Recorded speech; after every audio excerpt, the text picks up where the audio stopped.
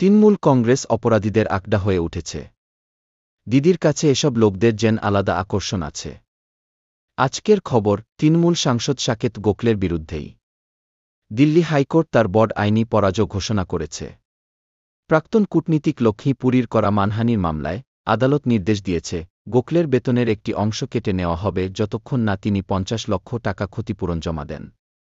২০২৪ সালের জুলাইয়ে দিল্লি হাইকোর্ট নির্দেশ দেয় যে গোখলকে লক্ষ্মী পুরীর কাছে ক্ষমা চাইতে হবে এবং তার আর্থিক লেনদেন ও জেনিভার ফ্ল্যাট নিয়ে মিথ্যে পোস্ট করার জন্য ৫০ লক্ষ টাকা ক্ষতিপূরণ দিতে হবে। আদালত দেখে যে গোখল সেই অর্থ জমা না দেওয়ার কোনো যুক্তিযুক্ত কারণ দেখাতে পারেননি।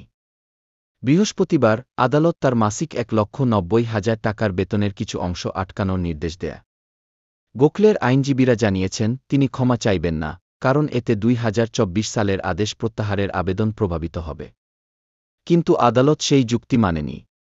এখন তার বেতন কাটা চলবে যতক্ষণ না পুরো টাকা পরিশোধ হয়।